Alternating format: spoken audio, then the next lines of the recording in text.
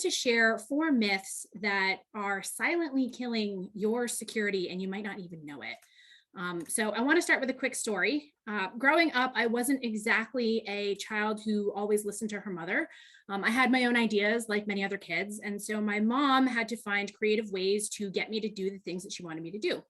So she told me that if I drank milk, it would make me grow big and strong. She told me that if I ate the crust of my bread, it would give me curly hair. And so anybody who knows me knows I don't have curly hair and I am definitely not very tall.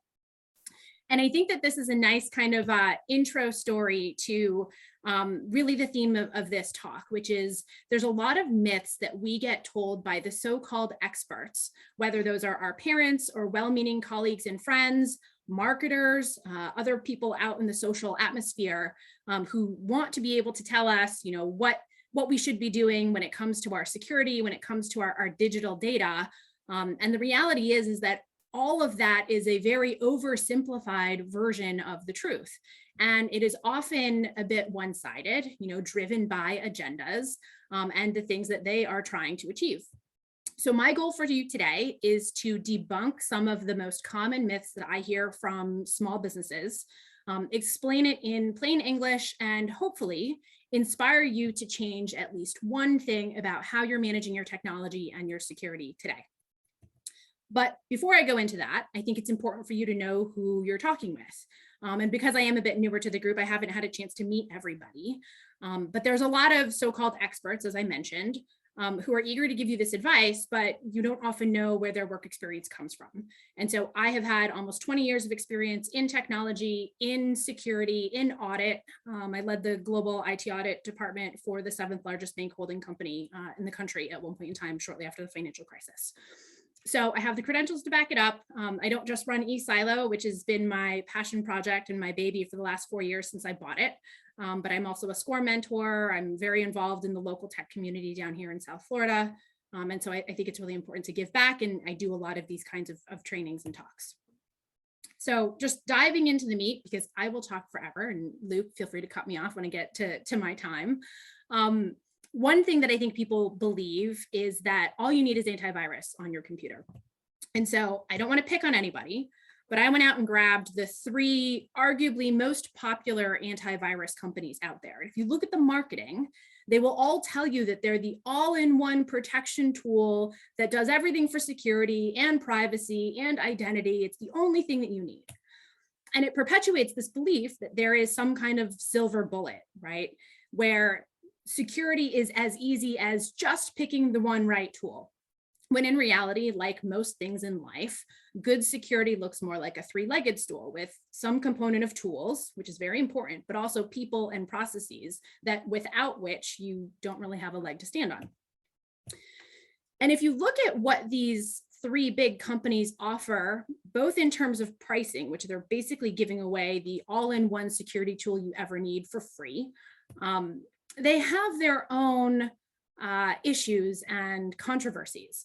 So 𝗱ast has historically taken anonymized or so-called anonymized user data and sold that for their own gain. Norton will install a crypto miner on your computer, which to me just absolutely blows my mind, because usually antivirus is supposed to detect crypto miners and remove them. Now they'll install it, they'll share the proceeds with you, but it just feels very counter to the mission of what antivirus or security software in general is supposed to be.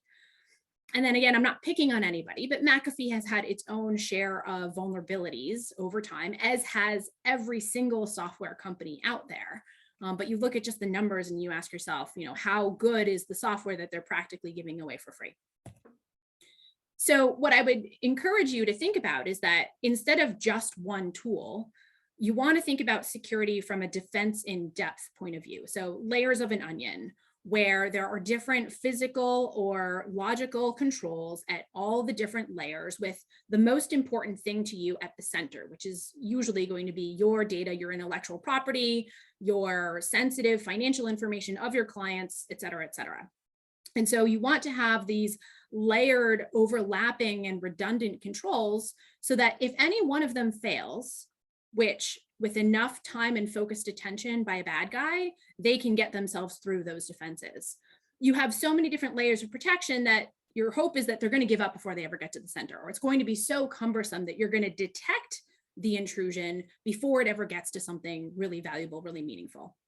And so the whole idea is, you either pay to put these controls and this protection up front, or you end up paying for it later when you're recovering from a data breach and trying to save your reputation. So I find that this analogy is really helpful for folks when you think about kind of comparing your home physical security with how you would want to think about your digital or data security. And just like your house has doors that you close and lock at night, your network firewall is basically your gateway to the rest of the internet. And that is what is keeping the majority of the internet out of your home network. The locks and the keys that you give to family members to allow them in and out of your house, those are the accounts and passwords that you give to your employees and maybe certain vendors or suppliers that have access to your systems. The windows are sort of like software patches where they're usually closed, but every once in a while, someone's going to open a window and you need to know that before you go to bed at night so somebody doesn't climb in. Your home alarm is sort of like your antivirus. It's going to alert you to attempted intrusions and hopefully keep them at bay. And then when it comes to insurance, a lot of us may have property insurance, home insurance to protect our possessions and valuables in the case of something devastating like a fire or a theft. In the digital world, you have two forms of insurance. One is insurance for the data itself, which is in the form of a backup, your ability to recover it after it's been lost. And then there's cyber insurance, which will help you, much like traditional insurance, offset the costs of a data breach, the forensic investigation, the PR firm to manage your brand, the defending yourself against lawsuits, and on and on and on. So the key to good security is layers of redundancy. And so since I'm in the backup and data protection business, I think this explanation, I think, makes a lot of sense for folks. So when you think about having printed copies of paper documents, taxes, photos, what have you, they're susceptible to their own range of disasters. So, all right, well, it's easy to say, well, let me take the photo and then scan it or keep a digital copy as well.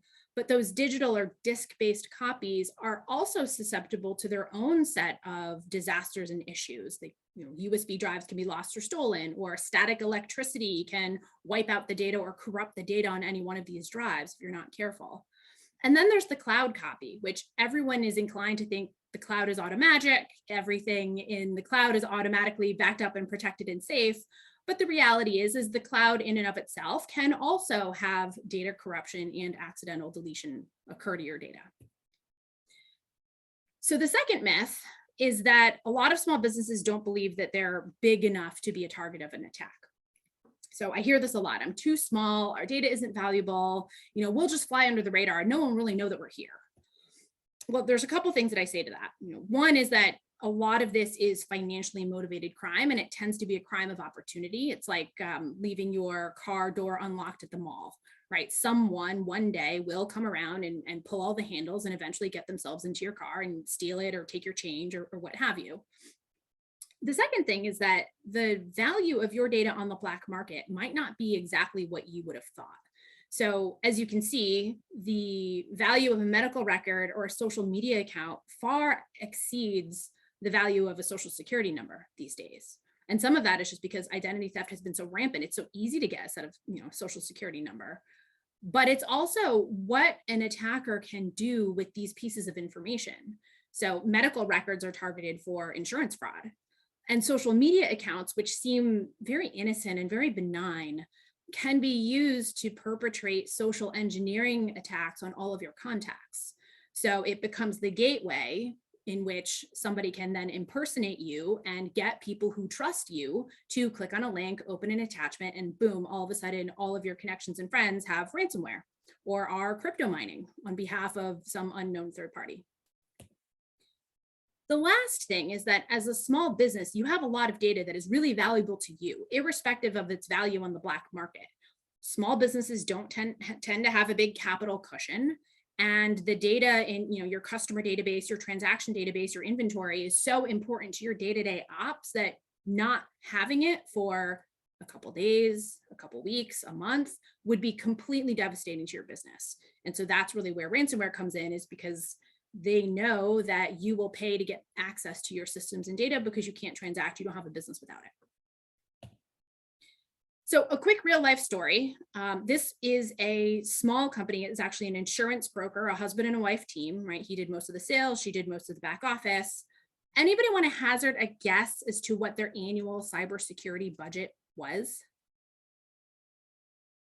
Shout it out. I see zeros. I can't see everybody, so. $1,000. Shave off a zero. $100. And the thought was, hey, we're not big enough to attract hackers. They were using free antivirus software because, hey, it comes with your cable subscription. It comes with your new laptop. Why do you need anything else? All antivirus, all security software must be created equal, which we all know in our own fields that that's not true. It cost them $40,000 to recover from that incident. And that was a lot of legal fees for getting sued from their clients because they have a lot of sensitive information, you know, medical records, financial, social security number, what have you, plus the cost of the forensic investigation so that they could file insurance claims, and then the cost of all of the new equipment and new security tools to prevent this from happening again. So we're talking big dollars. It's all about pay up front or pay later. So myth 3 is that a strong password, a long complex password is all you need to secure your accounts. So I don't know how many of you this picture resonates with, but hopefully you all know that these passwords are really bad ideas, even though they are the top 3 passwords. It changes every year, but they're in the top 5 of passwords used globally that have been detected in data breaches. And so you might think, if I've got, you know, some of the ones on the left, these are a little bit better. And yes, they're a little bit better, but through social media these days, you can easily guess your spouse's name, birthdays, anniversaries, favorite sports teams. So what we've been taught, right, is you want a long and unique and strong password. And this is true. So if you take something away from the presentation, like, yes, this is true. Go get yourself a long password. Don't reuse it across sites. Use as many types of symbols as possible. But there's a downside to this. The harder you make it for the human to remember the password, the more they tend to still reuse it or have bad practices. I talked to a prospect yesterday who told me she keeps passwords in a spreadsheet, and she is a legal document preparer. She files legal documents on behalf of clients. That's a really bad spot to be in. And the other problem with passwords is they're really easy to guess or steal, and not always because it's through your own sloppiness that it happens. But if you reuse a password on all the shopping sites, you know, these are kind of throwaway passwords that you create something and you reuse it everywhere because it's simple. And then one of those sites gets hacked. They take that email, they take that password, and they try it on a whole bunch of other sites. And you'd be amazed at what you can get into with that one stolen password. And then the last thing is, it's not really good for proving your identity. Your password's just a password. It doesn't prove that you are you. And so if you do one thing after this presentation, I would encourage you to turn on multi-factor authentication, or MFA, on all of your accounts. And MFA simply means that you need multiple factors to prove your identity to any website or account. And that's usually a combination of something you know, which is the password itself, and something you have, which is a unique code. Now I have a screenshot of an authenticator app on the right-hand side of this slide. And the best way to get those unique codes is through Google Authenticator, Microsoft Authenticator. There's a ton of them out there, but use an Authenticator app. It is much easier and also more secure than getting that code through a text message. Text messages are inherently unsecure, and we can have a separate conversation on kind of why that is. The other thing, though, is when you're creating an account, they're often going to ask you for password recovery questions or security questions. So if you ever lose your password or need to reset it, you have to answer these questions to pass through the toll gate. I have a little acronym that I call SCAMs. And if you have good questions, it'll help you avoid scams. And so the S means that the question has to have a specific answer. There's one and only one right answer. It needs to be consistent over time, because you created an account 3 years ago, and then you get your security question today, and your answer to that question needs to be consistent. Otherwise, you're going to lock yourself out of your account. The answers have to be abundant. There has to be a lot of possible choices, and they need to be memorable. Again, something that you will remember however much time passes by. And the last thing, it needs to be secret. It should be, ideally, something that you and only you, not even your spouse, not even your best friend, not even your kid, knows. And so just to make it a little bit more clear, I've put some examples at the bottom. You want to try to aim for questions that fall in the green. Not every site's going to give you that as a choice, but if you can either invent your own question or choose something that is more opinion-based versus fact-based and can be researched, that's going to give you more security. And then the last one is this myth that I alluded to before, that everything in the cloud is automatically safe. And so what I want you to take away from this chart is that the top 2 causes of data loss, I don't care if you're in the cloud, I don't care if you're talking about your computer on your desk or a server in your office, it's hardware failure and human error. And so what is the cloud? It's hardware in someone else's data center. That's actually our backup cloud right there, me and my team, or a couple members of my team. It is managed by humans. There's a lot of automation in there, but it is managed by humans, designed by humans, so it is inherently imperfect. So what is the cloud not? It's not immune to hardware failure, natural disaster, human error. It's not magic. And it's not something that you should skip the fine print when you read, because oftentimes if you do read the fine print, you'll see that they're responsible for uptime and availability of the service. You're responsible for all of the data that you put inside of it and taking your own backups. So a lot of people think that Dropbox, Google Drive, or other file sharing tools are backups. And that's like saying an electric scooter and a Harley belong in the same category because they both have a motor and 2 wheels. Yes, they both go from point A to point B, but only one of them you can ride across the country. And there's a lot of things that can go wrong with these file sync tools. And so it's not just good data and good updates that you're making that automatically sync to the cloud. That's great when it works. But if you have corruption, if you have ransomware, if you accidentally delete something, it is very easy to have that also sync to the cloud and then find yourself that the versions that you thought you had, you no longer have.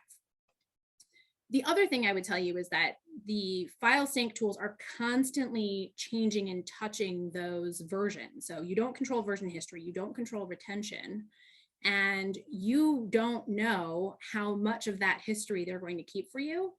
And you think about modifying an Excel file. If you're in the financial world, you do a month-end spreadsheet.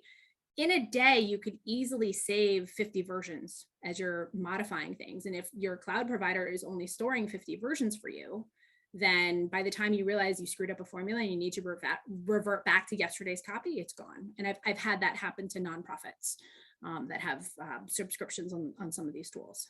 So when you think about your data and protecting it, think safety deposit box, not keeping it under the mattress. You want something really built for that data protection. So just to wrap it up, don't believe the hype. You need more than just antivirus. It's a really important piece of the puzzle, but it's just one piece. You're never too small. Strong passwords are not good enough. There are other mechanisms like MFA, like a password manager that will help you make that process more foolproof. And don't assume anything when it comes to the cloud.